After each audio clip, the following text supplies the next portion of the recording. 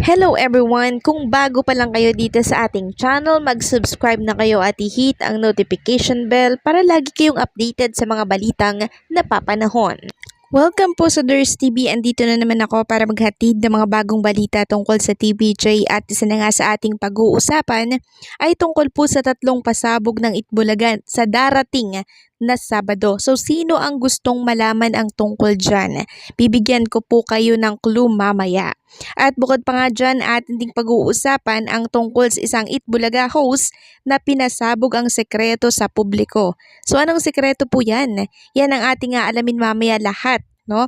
Lahat pag-uusapan natin yan at ipapakita ko lang sa inyo itong kabuang ratings sa mga noontime show for the whole month of January. So ayan, makikita nyo po dyan na ang tahanang pinakamasaya napakababa po ng mga ratings sa loob ng January. And ito namang It's Showtime, okay lang yung ratings nila. Nakakahabol naman sa Itbulaga. And then itong Itbulaga, isa lang yung 2.7% nila. The rest, 4 point something percent na po. No? So talagang sila po ang nangunguna sa mga noontime show dito po sa ating bansa. So kitang-kita dito yung struggle ng Itbulaga or tape, ng tahanang pinakamasaya or yung Tape Inc. Talagang hirapan silang makabangon at maungusan itong It's Showtime. Kung inyong mapapansin, panay line of 4 ang ratings ng Itbulaga dito, isa lang yung line of 2. Pero sa tape, inaaraw-araw po nila yung 2 na ratings. Tapos, anong balita po ni Vespils? Sila daw ang number 1 noontime show. Sus mio, sana naman ay kabahan po itong si Vespils sa mga pinagsasasabi niya. So, kawawa yung mga taong niloloko at pinapaasa mo sa ratings na inilalabas ninyo. Akala nga ng ilan, mataas yung ratings ninyo. Tapos, bukas makalwa, lagpak na pala kayo. Kaya payo lang sa totoo lang tayo, no? Para walang mag-expect ng malaki. Samantalang, ibabahagi ko lang sa inyo itong statement ni Boss Joey nitong nakaraan para po sa sa Itbulaga. Sabi po ni Boss Joey, pag matagal na kayong mag-asawa, dapat pag-usapan na. Naghihiwalay kayo paminsan-minsan, pinapabayaan mo na magkaroon siya ng sariling grupo para pag nagkikita kayo parang laging sariwa. So yes po, no? Tama yung sinabi ni Boss Joey dito.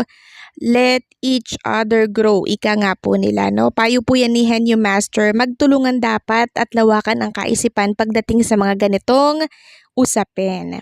Samantalang pag-usapan naman natin ang tatlong pasabog ng Itbulaga bukas na kung saan ayon po kay ito ang true na page, may tatlong malalaking pasabog ang Itbulaga bukas araw po ng Sabado. So marami na po ang excited dito. Nung nakaraan pa po ito, pinost niya ang tanungan ng iba, ano ang tatlong pasabog na yon? So bibigyan ko po kayo ng isang clue tungkol po ito sa isang host ng Itbulaga. Abangan nyo na lang po, masaya ito. And ang Bulagaan every Saturday po yun, masaya din yan at ang request nga po ng marami, sana araw-araw na lang para mas masaya daw. Kaso Sabado lang talaga ito ini-schedule po ng TVJ dahil baka kulangin po sila sa oras. Maapektuhan yung mga daily segment po ng Itbulaga. Samantalang pag-usapan naman natin ang tungkol sa isang host ng Itbulaga na kung saan ay binunyag ang kanyang nakaraan. Walang iba kundi po ang tinutukoy natin dito ay si Bossing Vic Soto.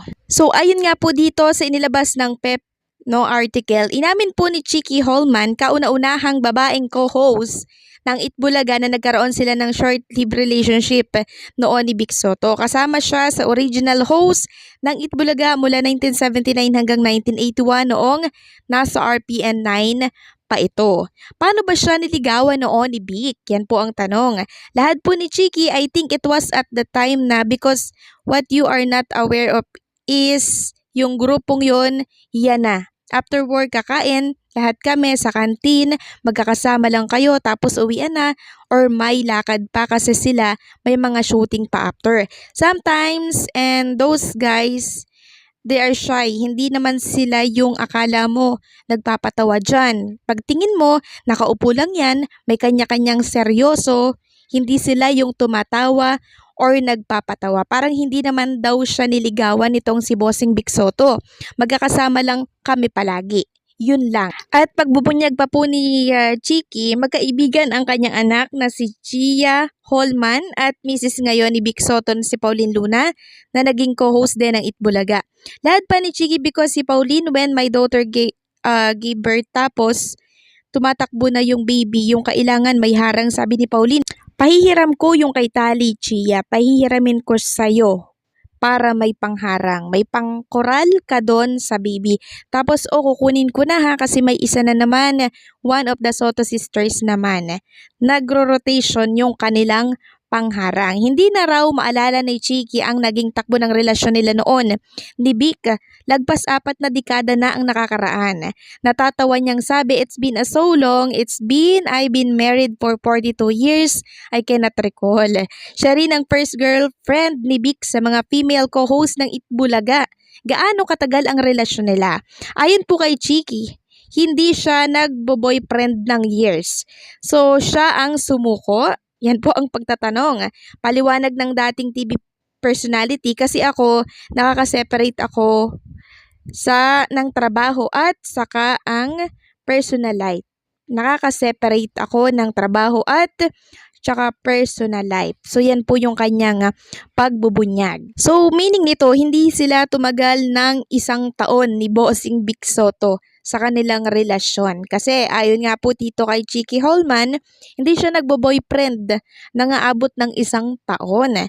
So, siya pala yung kauna-unahang girlfriend nitong si Bossing Vic Soto.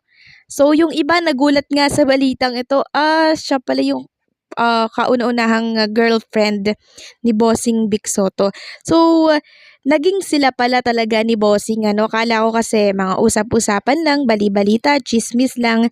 Pero pinatunayan niya na totoo nga po pala yung bali-balita, no? Talaga namang napaka-pogi ni Bossing Vic Soto, no? Talagang habulin siya, no, ng mga babae. Pero at least, binata naman siya noon. Unlike sa iba dyan, 'di ba, na kahit may asawa na, umaano pa sa iba, 'di ba? Kilala naman natin siguro kung sino yung tinutukoy natin dito na isang host din at hindi po nagsusustento din sa anak niya, 'di ba? So yun yung mas worse, yun yung mas matindi, yung hindi magsustento yung ama sa kanyang dating asawa, 'di ba? Kasi tayo ay merong obligasyon na naiwan. Kahit na tayo ay sumama sa iba or naghanap ng iba, dapat yung obligasyon natin sa ating anak, wag nating kakalimutan yon. 'Di ba? Kasi